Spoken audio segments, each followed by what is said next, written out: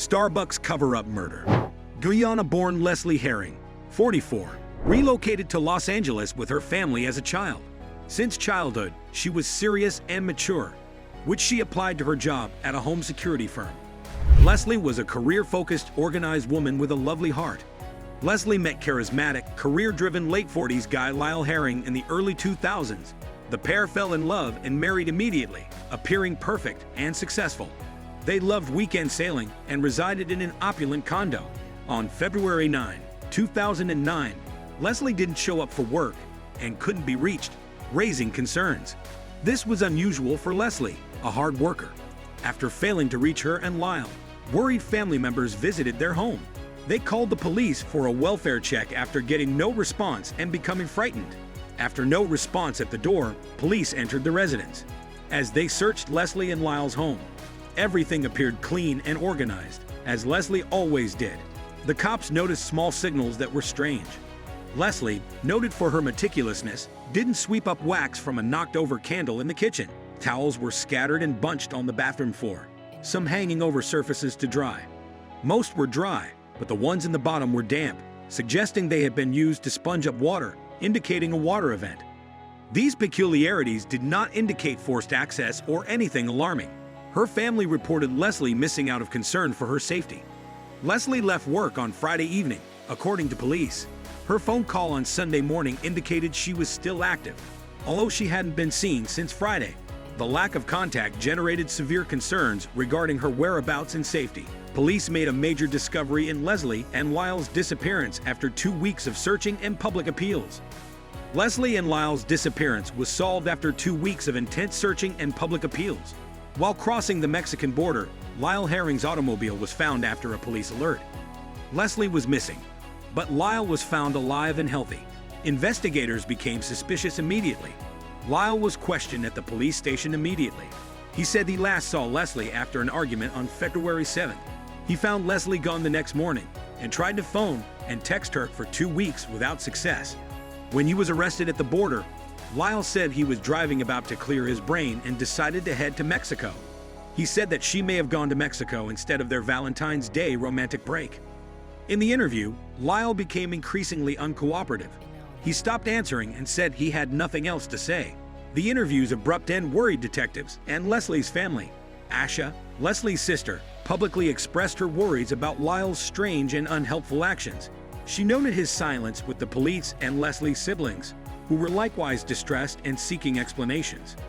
Lyle's sudden change in manner and evasive comments sparked questions about his role in Leslie's abduction, throwing suspicion on him in the inquiry. Despite his uncooperative and strange behavior, the police told Leslie's family that Lyle wasn't a suspect. They suspected he had more information than he was providing, but didn't think he hurt Leslie. A few days later, the police interviewed Lyle again. Since his absence, he had shaved his head and removed his long dreadlocks and beard. His change prompted police suspicion and questioning. Lyle said a gang shaved him for owing them money.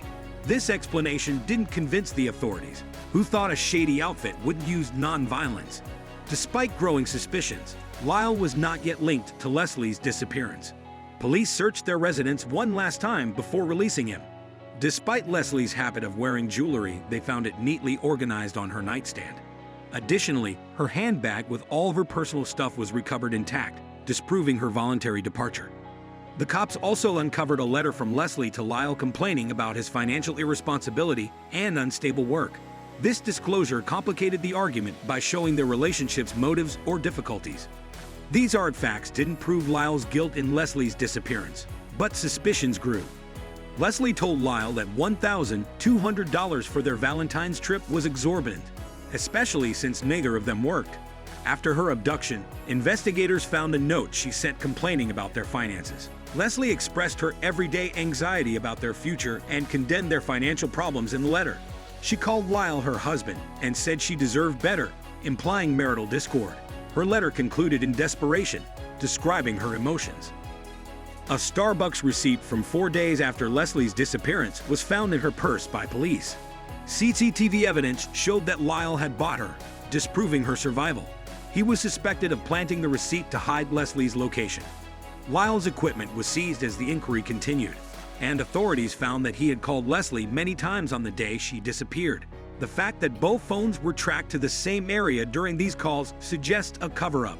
A neighbor saw Lyle carrying a rolled-up carpet the night before Leslie was reported missing, raising suspicions. Cadaver dogs found a corpse in both of Lyle's cars after police searched them. This revelation signaled foul play and changed the investigation. Lyle behaved normally for over 2 days after trackers were placed on his vehicles to find Leslie's body. He behaved strangely on the 3rd day of observation. His behavior increased suspicion, prompting authorities to monitor him. After Leslie's sister Asha made emotional pleas for Lyle to cooperate with authorities, public attention increased. Popular opinion increasingly linked Lyle to Leslie's abduction and likely death. The officers noticed a disturbed dirt mound that looked like it had been dug and reset. They suspected Leslie Herring's body was buried in a shallow grave. Convinced, they hired a digger team to dig the site. They found nothing under the mound after thorough excavation. However, cadaver dogs have previously responded to the scent of a dead corpse in that place, raising the question, why would they react if there was no body? The police proposed an explanation for this disparity. They thought Lyle took Leslie's body to the park, where her aroma remained. Her body may have been in Lyle's car. Lyle may have removed Leslie's body from his car trunk, placed it on a pile of earth while he unlocked a neighboring dumpster, and then returned to grab and dispose of it. This would explain why the cadaver dogs found the dead corpse's scent, but no body. The police were concerned because this idea suggested Leslie's body was placed in a dumpster and deposited in a landfill. Searching a landfill for a body is expensive, risky, and sometimes pointless due to the vast amounts of waste accumulated daily.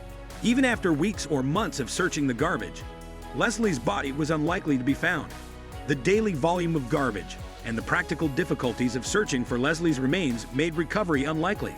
After realizing Leslie Herring's body might never be found, the police decided they had enough evidence to arrest Lyle Herring for her murder over a year after her disappearance. Police arrested Lyle at his office despite not finding Leslie's body. They tricked him out by claiming a car problem to avoid arresting him in front of his coworkers. On the same day, Lyle Herring was charged with murder, advancing Leslie's case.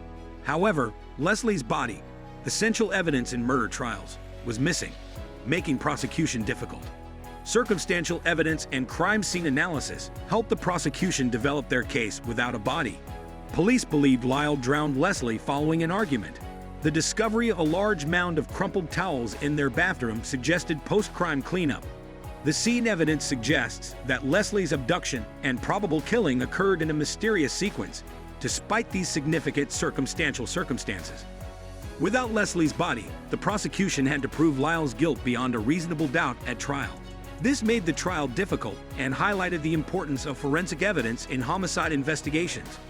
Based on crime scene evidence and their investigation, the police developed a persuasive case about Leslie Herring's abduction and possible murder.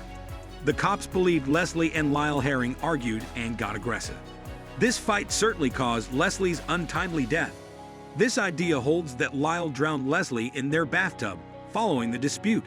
The large number of wet towels, some still damp in the bottom, suggested an attempt to clean up this violent deed. The overflowing bathtub suggested it had been running for a while, leaving a mess in the bathroom. Lyle allegedly covered Leslie's body in a rug, rolled it through their apartment complex on a dolly, and put it in his SUV trunk. He drove the body to his Cadillac trunk. This strategy may have been meant to purchase time before disposing of the body. Police believe Lyle pondered his next step while keeping Leslie's body in the Cadillac overnight. After making final arrangements, he returned with his SUV, returned Leslie's body, and went to a park to dump her in a dumpster the next morning. This hypothetical chronology was submitted in court alongside circumstantial evidence.